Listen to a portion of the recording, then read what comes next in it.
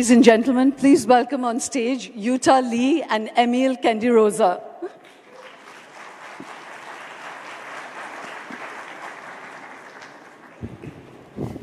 Hi. Hi, thank you. Thank you.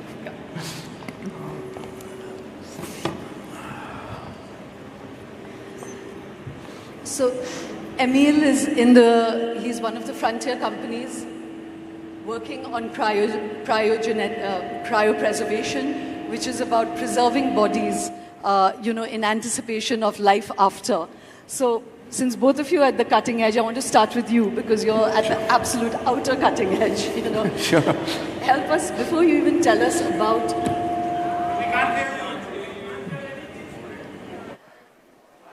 Guys, can you fix this, please? Can you hear me now?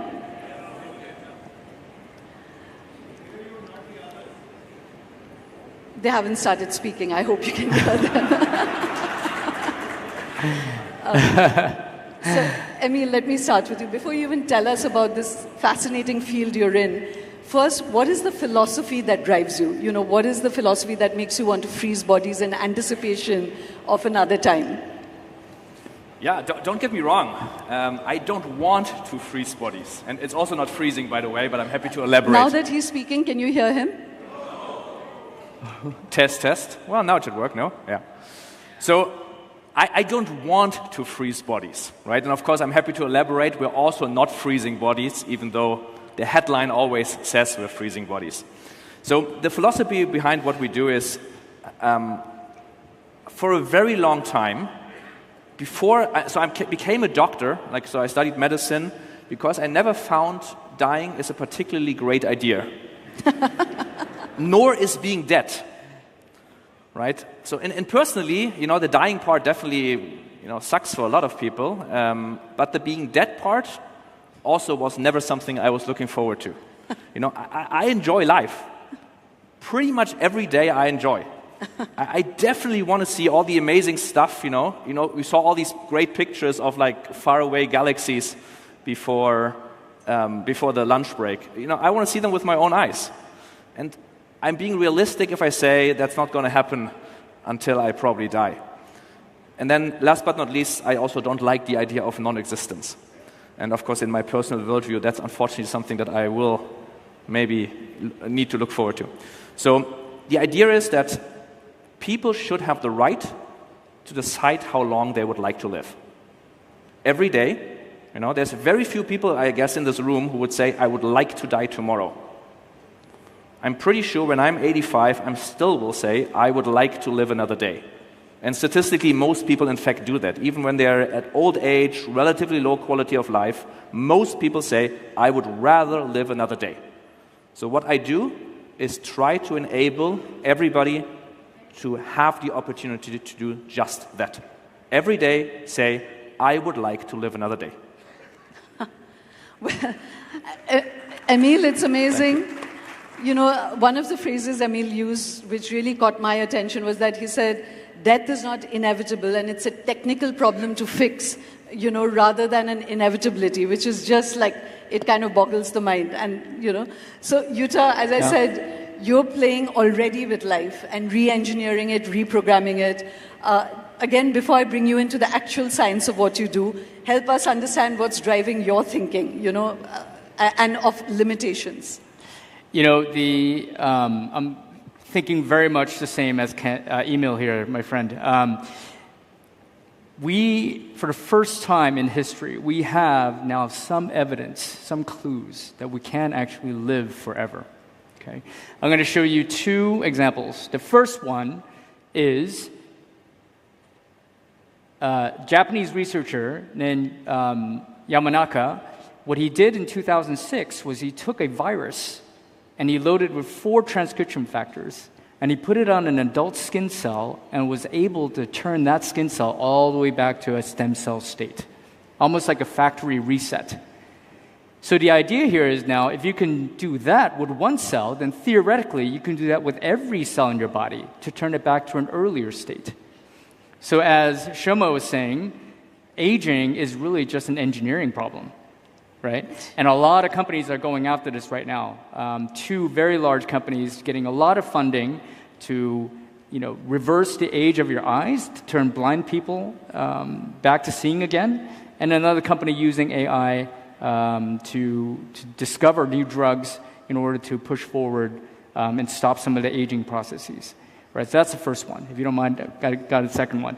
So the second one is 20 years ago at Stanford, these two researchers, Irina and Michael Comboy, took two mice and stitched them together like Siamese twins.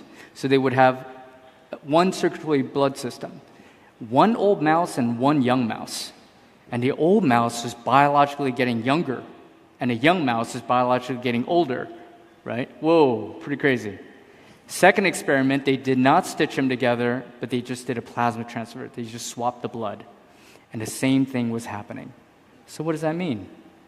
That means now you can rejuvenate an old mouse purely by function of the proteins coming from the blood of the young mouse. Pretty incredible. So my company is based on that theory, right? What we're trying to do is, if you can rejuvenate an old mouse just by young blood, I'm going to take the earliest stem cells that you could possibly find without any ethical issues and take the secretome or proteins coming off of it and putting on the oldest cells. And what we're hoping to do is to drive back our biological clock and make us younger. It's, as I said, at the very foundational level, just the way you guys think is pretty mind-blowing. Let me now reverse the trajectory and still stay with you, which is that when you say that, you're taking these cells, first for those in the audience who are not familiar with this, right.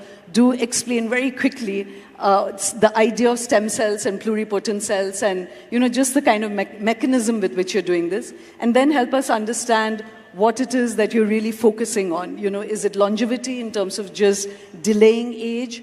Or like Kiran Mazumdar was speaking earlier in the morning, are you already able to regenerate limbs? Right. Do talk to us a little about the actual field of what you're doing. Right. Okay, so a little basic science here. So for the real scientists out there, I'm going to have to apologize ahead of time because I'm going to violently simplify this so that everybody can come up to date, okay? So excuse me for the PhDs out there. So in stem cells or in cell science, I usually describe it in the context of fetal development, right? So when the sperm and the egg gets together, it becomes an embryo. And the first 8 weeks is called the embryonic period, where we're all just cells. From the 8th week to the 38th week, that's called the fetal period. Our bodies are forming, our organs are forming, our cells are differentiating, right? And at the 38th week, the baby's born. Okay? Everything after that's considered adult. So what you want to know from here is the earlier you go, the more biologically active the cells have to be, because they're turning a cell into a human being like you, right?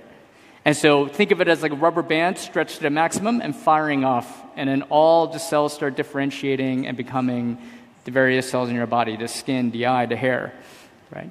So in the early days, in the embryonic stage, they're usually called pluripotent stem cells. That means that these cells can turn into every cell in your body. As you go along, they start to differentiate or turn into the various cell types in your body, and they become multipotent. So for example, only ectoderm cells can turn into cells of your skin and your neurons and your brain. Right? Mesoderm can turn into your blood, to your bone, to your muscles, and endoderm to all the organs between your mouth and your anus. So everything connected to that. And so they're usually then limited to the lineage of things that they can turn into. Right? So the earlier you go, the more powerful they're going to be. So, Yuta, have you already achieved any of this in real terms? I wanted to share with the audience that there are those who have already reversed blindness. You've been able to reverse deafness. So specific functions are already happening. So with your company and with your work, is there any sort of specific area that you all have already been able to reverse, which is one facet of getting old? Yeah. So we're at the early stage still, and not many companies have actually done the things that we were promised.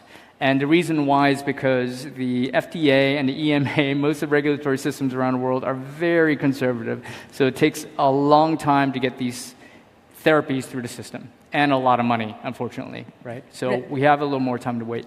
So but in theory, and it is possible to do this. Absolutely, absolutely. I think there are thousands of clinical trials in place now. We are going after inflammatory diseases. So if you don't mind, I can share a quick story. So what happened to me was 3 years ago, a researcher from the National Institute on Aging, which is a subpart of the NIH in the US, called me up and said, Utah, I saw one of your presentations in Seattle, and you're here, I hear you have one of the earliest stem cells that you could possibly source without any ethical issues. I said, absolutely, that's what we have. In fact, we're taking it to GMP, which just means manufacturing to the highest grade that you can use the cells for clinical trials. And he says, hey, can you send me all of your conditioned media, right?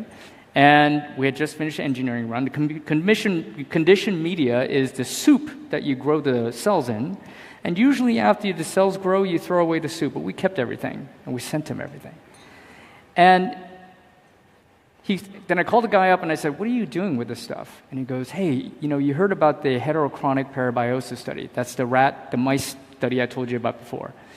Well, if you can rejuvenate an old mouse just by young blood, what happens if you take the proteins from the youngest cell and put it on senescent cells?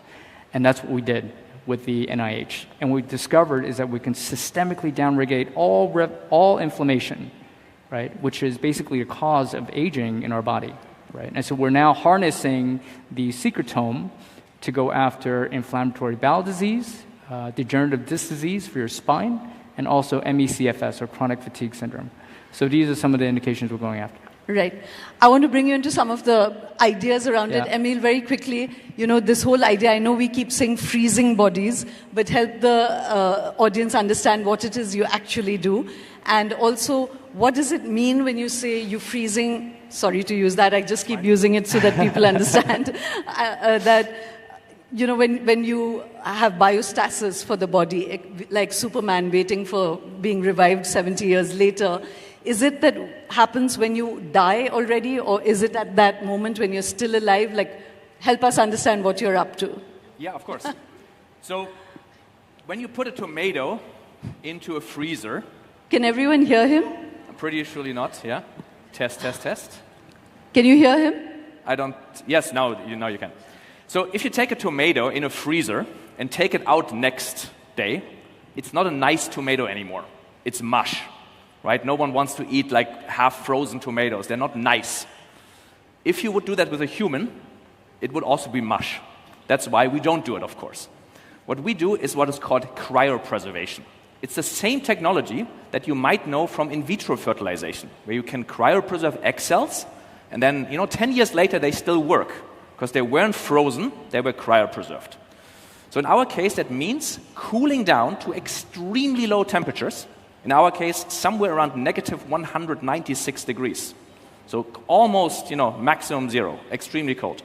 We do this without having ice crystals form. Basically, we replace all blood and all water in the body against a so-called cryoprotective agent. Think of it as a medical-grade antifreeze. A solution that does not let ice crystals form. And once you do that, and you warm up, in cells and in small organs, you can just take them out again. They haven't aged a day, they haven't degraded a bit, and it does not matter if you do this for 1 year or 10 years or 100 years or 1,000 years, however long you need to keep them at that temperature, the thing that you cryopreserve, the biological thing, works. We cannot do that yet with humans, right? We can put them into cryostasis, but we cannot take them out yet. And of course, we do this at the time of death. So we don't do this early. This is not something that you need to decide tomorrow for yourself. At least I hope not.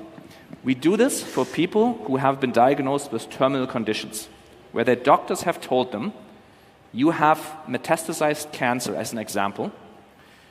You have 6 weeks to live or 6 months to live, but whatever medicine does, you will die. We cannot currently cure this. So those people then decide, and unfortunately they have only that decision to make. They can say, depending of course on where you are, do you want to be, after your death, do you want to be cremated or buried? Or do you want to be cryopreserved? Now in my worldview, if you're being cremated or buried, there's no coming back from that. It's the only strong statement I'm willing to make. What we're doing has a better probability of being around in the future than cremation or burial. And then some people say, listen, I'm 40, I'm 50, I'm 60. People get cancer early sometimes, unfortunately. Or I'm 85, that's also totally fine.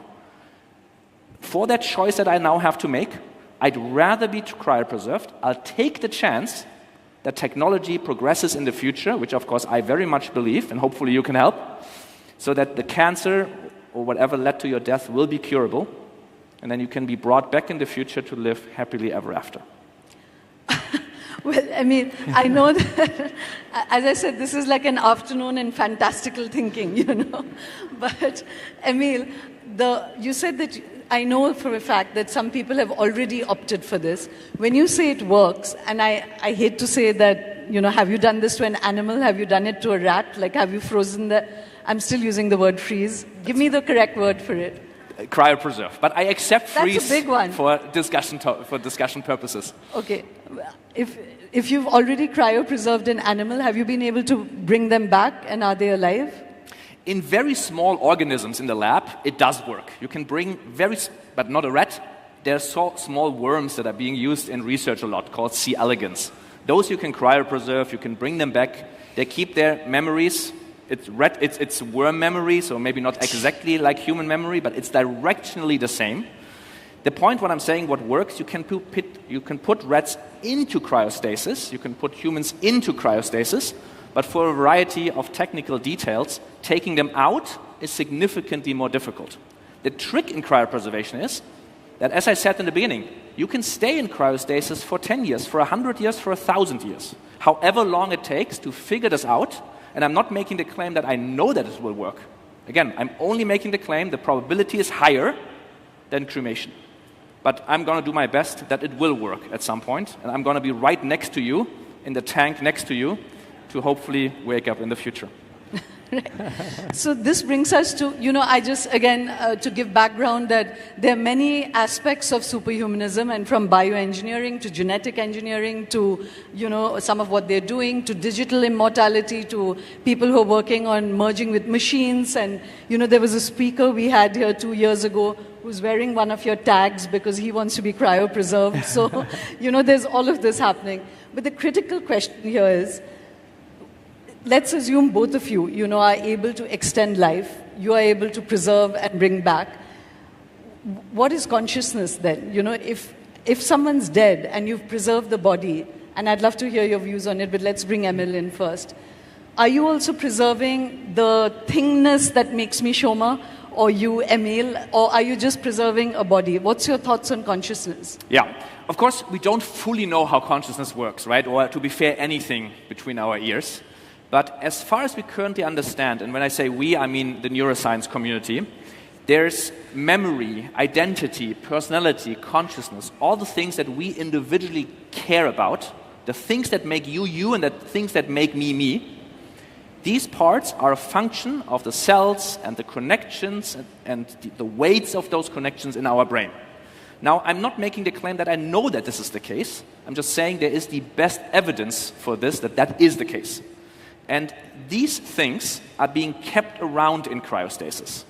So, as far as we currently understand, for all intents and purposes, the person would wake up in the future with their memories, their personality. They would open their eyes and would say, amazing, it worked.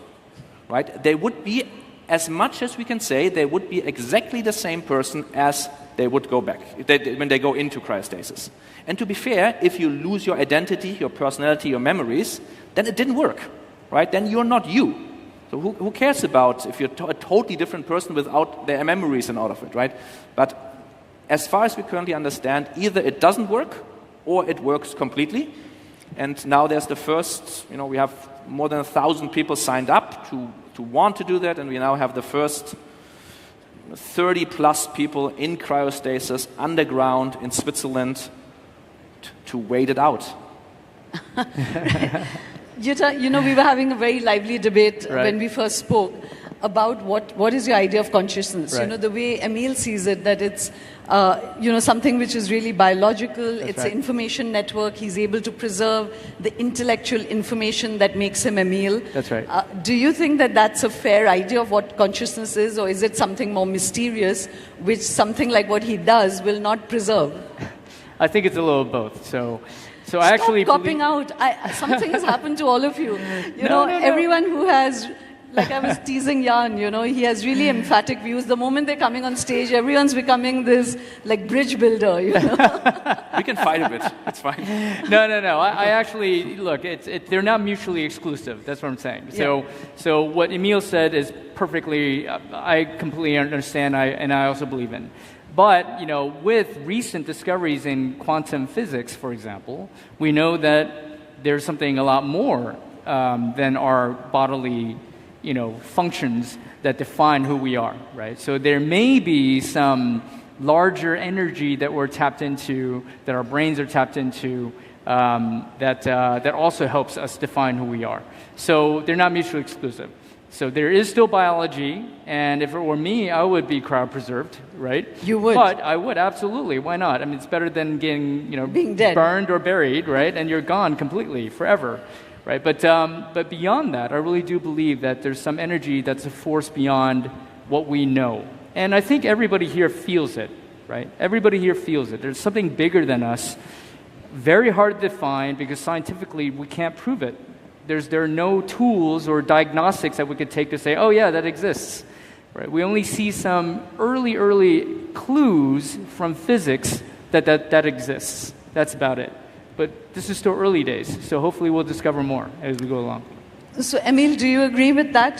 That consciousness is something which you can't quite capture in the physicality of it, and so playing with this, and I would come back even to bioengineering, not in a way to fix disease, but bioengineering in a way where you play with the concept of being human, like you just said, you put two rats together. You create age, and then you create youth, and, the seesawing between states.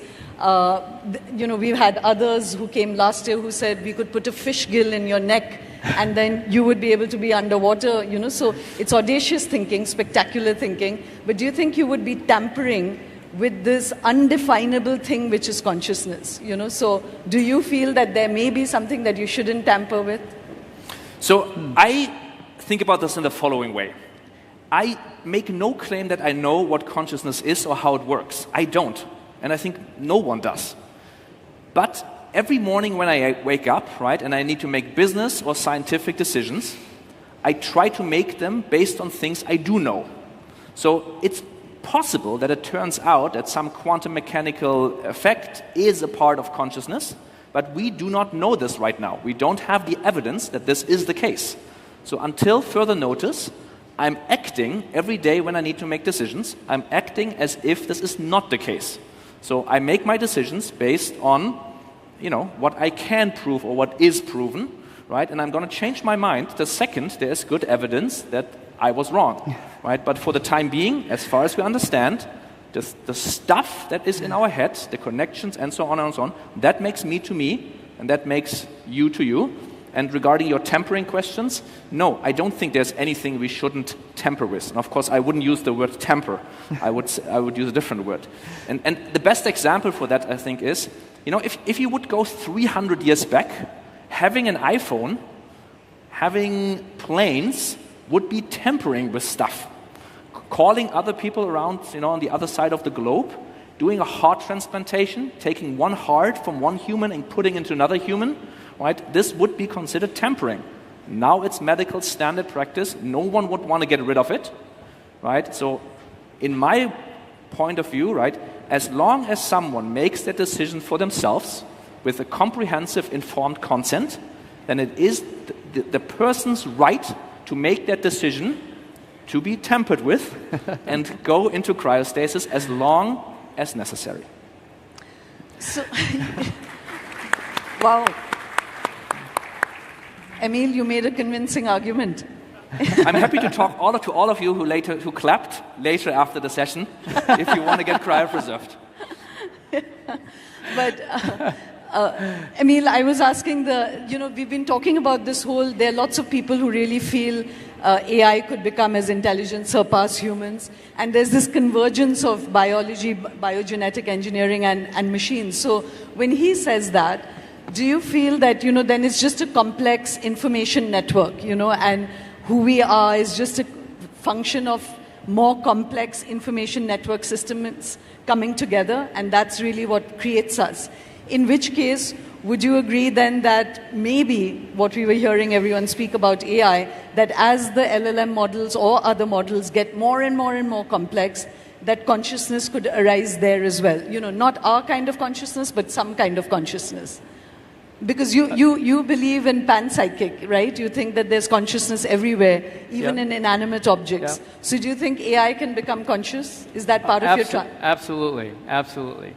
I mean, if you really think about it, human beings, we're very limited in our... Sorry, what? We're very limited in our function. We're very linear in thinking, okay? So the scientific, the academic world till today has always been very linear. Oh, well, you can prove A connected to B, connected to C, connected to D, therefore A connected to D, right? But now we're moving to a world of sequencing your entire genetics, sequencing your entire epigenetics, your metabolomics. I mean, there's so many different omic layers. It's just impossible for a human being to find all the connections. It would take us forever. So this is where AI is going to come in and help. They can automatically map out where everything's connected. And that's the beauty of it. And I think through that, we're going to discover amazing cures in the next 10, 15 years. We're going to find amazing connections. And through that, maybe the AI will gain consciousness, but also help human beings solve a lot of problems that we have today, right? Because human beings alone can't do it. Just not possible. So this idea that age itself is a technical problem, Yes. What do both of you think about the philosophical idea around age? If both of you are going to live forever, what will your poor children do, And will you even have children? And is this only going to be for the rich? Because all of this is pretty expensive technology. Sure. So what's your thinking about this field, Do you mind? I'm going to ask you a question, Shoma. Do you want to live forever? And before you answer, I want to ask everybody here. Let's ask also everybody. Think about it. Do you want to live forever internally? Ooh, a lot of boos out there. Okay. All right, let me give you a little thought experiment, okay? Especially for the ones that said no. Imagine now your doctor comes to you and says, I'm so sorry, you have pancreatic cancer, you have 3 months to live. How would you feel then? Let's see. So, ask for a show of hands, because then... Show of hands. Who wants to live forever? Okay, all right. Put your hands out. Who doesn't want to live forever? Oh, wow, the majority. Ooh, okay. You guys better get on a plane and go right back where you came from. I come in peace, I swear. All right, okay. Let's just finish that exercise, okay? Now, imagine the doctor coming to you and saying, you have 3 months to live. What will you do? I propose that the reason why you say, I don't want to live forever, because you may be conscious of, the population problems, the societal problems that may cause, et cetera, right? But at the end of the day, you're still going to die, right? And you're probably saying this out of the luxury of being healthy right now. If your doctor actually said that to you, I bet you anything, most of the time, all of your survival instincts will rise and you will not want to die. And the reason is quite simple. You have your family around. They're going to miss you. You have your children around. Maybe you're not grown yet. There are a lot of different issues there that maybe we're not considering because we're considering bigger societal concepts, and therefore we're saying, well, I don't think we could live forever. I don't want to. But at the end of the day, I believe everybody does, because that's our being. This is being a human being. We were built to survive, right? Think about this. Every single one of you came from survival all the way back to the first amoeba that was created in the soup. Non-stop. No one died in between. That became you. So why would you want to stop now? That's the only argument I'm making. So I come in peace. Emil, what about you?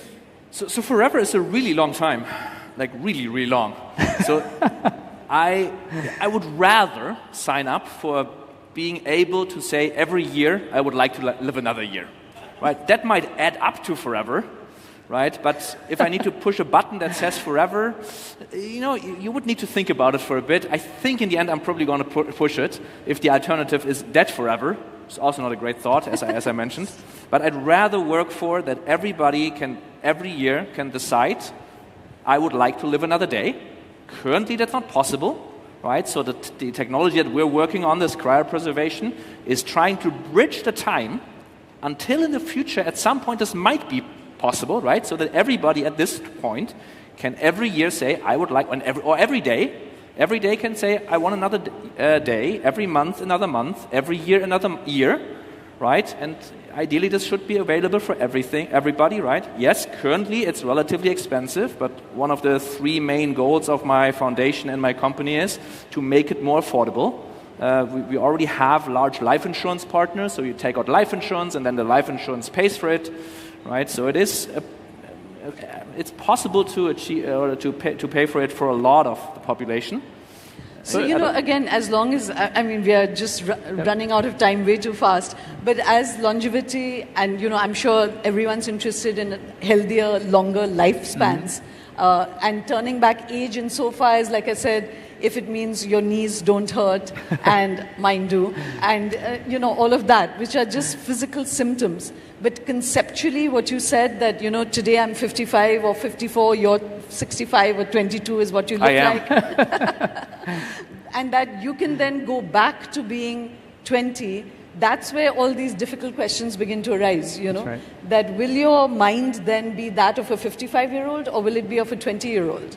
And have you even thought about it? And my question, which neither of you answered, is that where will the young fit? Like, where will they come? Can the planet afford so many? So when you guys are pushing this kind of science, do you ever think about these issues? Yeah, of course. So first of all, if I'm doing my job really, really well, right, and 1 million people are cryopreserved at some point, 1 million people in addition to the about 13 billion that is currently the estimation where we're going to level out as global population, 1 million extra people is nothing, right, negligible.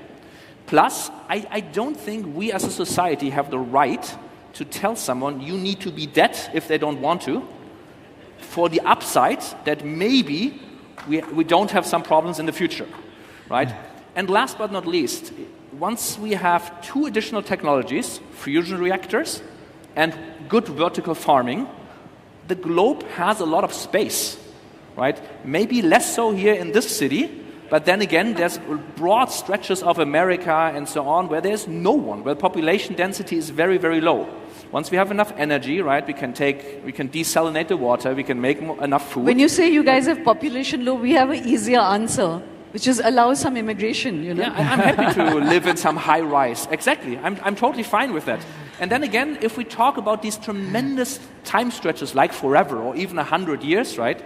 There's people thinking right now how we can live on the moon and the Mars, right? And in 100 years from now, I'm pretty confident that will, or maybe let it be 200 years, right? But again, whatever the future problems are, we do not have the right to tell someone they need to die early.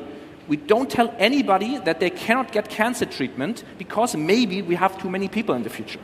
This is not something we can do.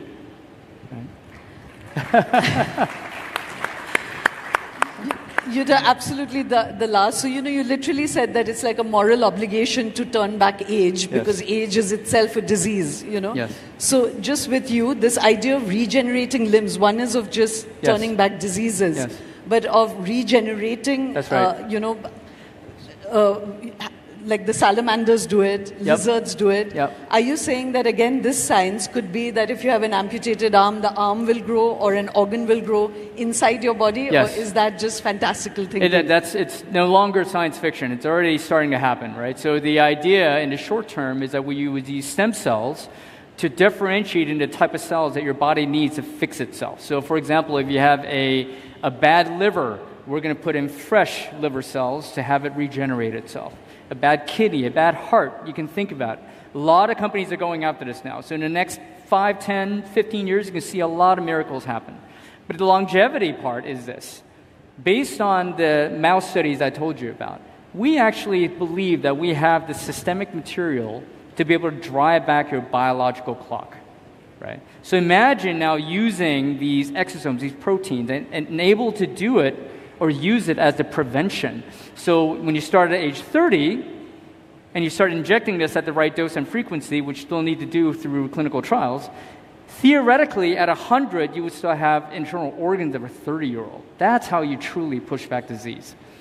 But it has to be a prevention, because once your body gets dysregulated, you start getting disease, you get cancer, you get heart failure, whatever. It becomes really hard to bring back, right? So I really, really do believe in prevention. And we have the material that we're going to push through the clinical trials to make that happen for us. So just last question. Do you think then that when you were saying that young blood can actually make you younger, yes, are we going to have a macabre new industry where young people's blood is being taken by old rich men to make themselves younger? Well, this is the reason why we exist, right? Because now we're using the cells, the earliest cells, and we can industrialize the harvesting of the proteins. You don't need to strap your baby down anymore to extract blood. So we can actually take it into a factory and largely manufacture the proteins, and we can, because our cells have so much scale, that we can produce all of this, and at the right scale, if the price comes down to almost nothing, that everybody can use. So it's not just for the super rich. Wow. Yeah. This is amazing, and we could talk more. Sergio Pasca couldn't come. He had a personal emergency, but he's building organoids in a dish, and he's building our brains in a dish and understanding the way cells work, and they have intention. Right. And it was amazing. He said even in a dish outside of the human body, it has a time clock, and it knows exactly what to do and when to start differentiating. So it is truly a fascinating, mysterious, amazing field, and you are both at the frontiers of it. I don't know about the practicalities of it, but thank you for expanding our thinking. It's been a pleasure talking to both of you. Thank you. Thank you. Thank you. Thank you. Thank you. You want to send it?